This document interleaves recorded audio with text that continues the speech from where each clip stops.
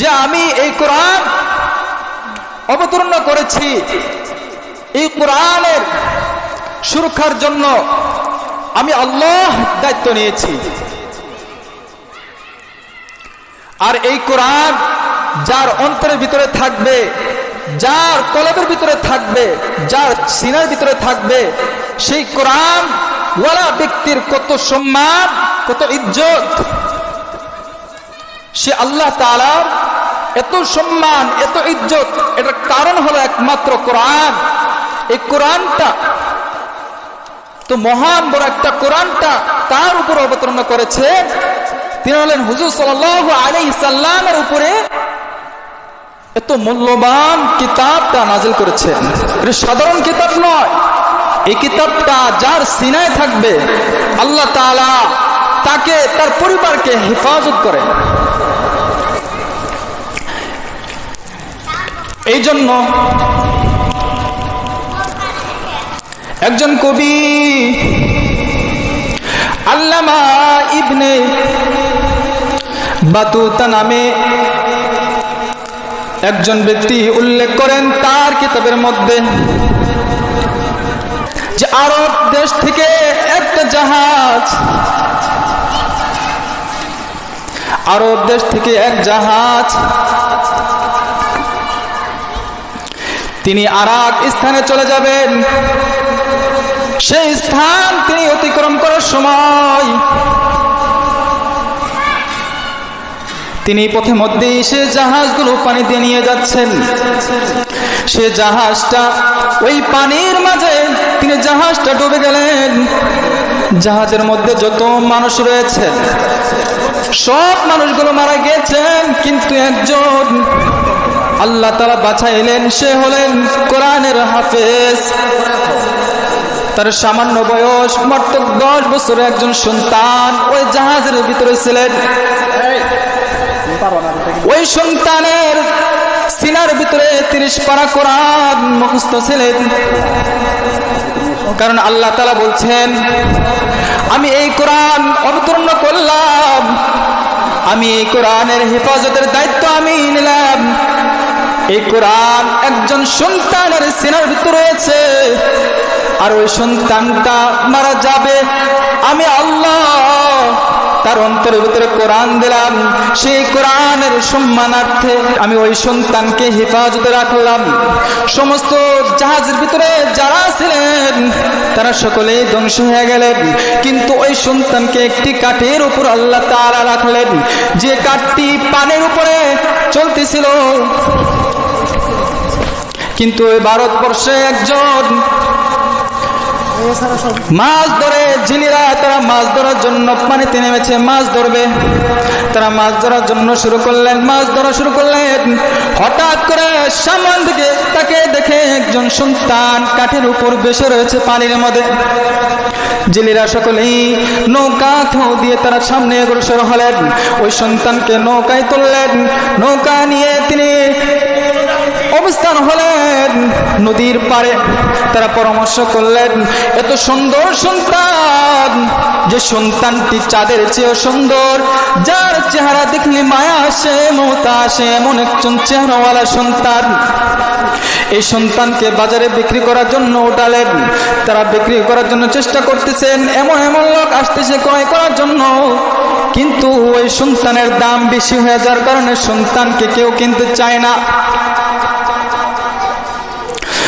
ওই ভারত রাষ্ট্রীয় একজন মহিলা রয়েছেন, যে হিন্দু মহিলা, তার একজন মেয়ে সন্তান রয়েছে, কিন্তু তার কোনো ছেলে নাই।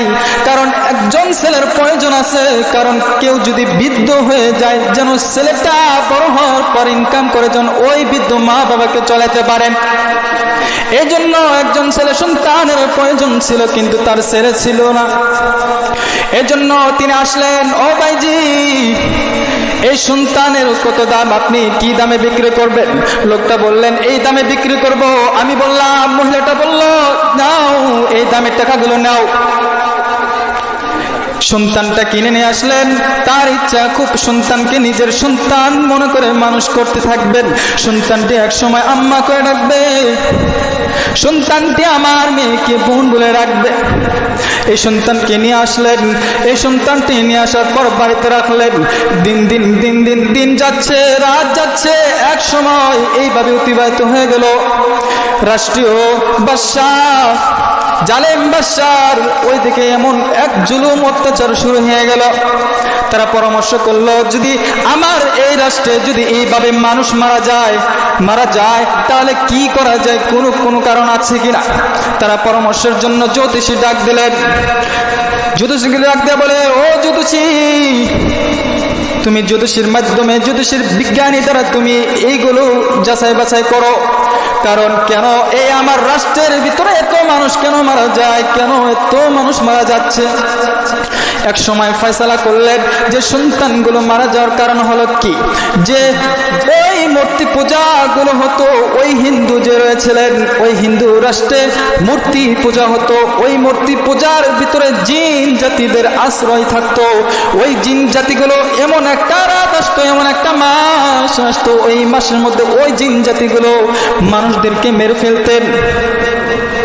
এক সময় পরামর্শ অনুযায়ী তারা বের করলেন যে এই রাষ্ট্রের মধ্যে সুন্দরী সুন্দরী কুমারী কে আছে, মেয়ে কন্যাগুলোকে নাম লিস্ট করে ওই একটা বছর একটা রাত এমন হয় ওই রাত্রে ওই নামের ওই সুন্দরী মেয়েগুলোকে ওখানে রেখে আসা হবে। ওই একটা মেয়ের বিনিময় শত শত মানুষ মারা থেকে বেঁচে যাবে। এই পরামর্শ অনুযায়ী সন্তানের নাম লিস্ট হয়ে গেল। সন্তান এক পর্যায়ে লিস্টে অনুযায়ী সন্তানের নাম এসে বলল। সন্তানের মা কান্দা শুরু করলেন। ও আম্মা, কেন কান্দেন? আপনার কান্দার কারণ কি? আপনার চোখ দিয়ে কেন পানি? আপনি বলবেন নি। মা ডাকতে বলে, ও বাবাজি,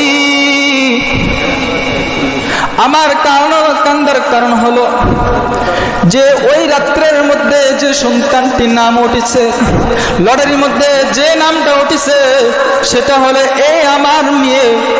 তাকে আমি মৃত্যুর পথে ফালাই দিতে পারি কি? যারে আমি ছোট থেকে বড় করলাম, লালন পালন করলাম, এই সন্তানটি মৃত্যুর মুখে কিভাবে ফালাই দেয়? ওই হাফেজে কোরআন ডাকতে বলছে, আম্মা, আপনি কোনো চিন্তা করবেন না, আপনি কোনো টেনশন করবেন না, কারণ আমি হাফেজে কোরআন, আমার সিনার ভিতরে 30 পারা মুখস্থ রয়েছে। অতএব আপনার মেয়েকে আপনার মেয়ের নানির বাড়ি পাঠিয়ে দেন, আর আমি হাফেজে কোরআন ওই মেয়ের স্থানে তার আকৃতি ধারণ করে, তার বেশ ধারণ করে আমি বসবো। যখন আমাকে তারা নিয়ে ওই মূর্তি পূজারীর ভিতরে রেখে দেবে, আমার আল্লাহ তাআলা ওই 30 পারার উছেলা করে আল্লাহ তাআলা সব বদ নজরকে, সব খারাপ দৃষ্টিগুলোকে, সব খারাপ বিষয়গুলোকে আল্লাহ তাআলা দূর করে দিবেন। কারণ যার সিনার ভিতরে 30 পারা রয়েছে তার সব থেকে শক্তিশালী বেশি। কারণ 30 পারা এত শক্তিশালী, আল্লাহর কোরআন এত শক্তি, ওই কোরআনের সম্মুখে কোনো জালেম টিকতে পারে না, কোনো বেঈমান টিকতে পারে না। আর ওই কোরআন যার সিনার ভিতরে রয়েছে, আমি আল্লাহ ওই কোরআনের হেফাজতের মালিক। অতএব আমি ওই সন্তানকেও হেফাজত করব। এই জন্য আল্লাহ তাআলা বলছেন, যার ভিতরে কোরআন আছে আমি তাকে হেফাজত করব। তাই নয়, তার পরিবারকেও আমি হেফাজত করব। শুধু এটা নয়, দুনিয়াতে এমন সম্মান দেব, তাকে এমন মর্যাদা দেব এই কোরআনের কারণে। এই জন্য বলছি, দুনিয়ার মানুষ এই কোরআনের সম্মান মর্যাদা যদি পেতে চাও, তাহলে সন্তানদেরকে মাদ্রাসায় ভর্তি করে দাও। কারণ যারা সন্তানদেরকে ভর্তি করাইছে, কোরআনে হাফেজ বানাইছে, তাদের মা বাবার মৃত্যুর পরে তো জান্নাতের মুকুট পরাই দিবেন। এত সৌভাগ্য, এত বড় সৌভাগ্য আপনি থেকে কিভাবে মাহরুম হবেন?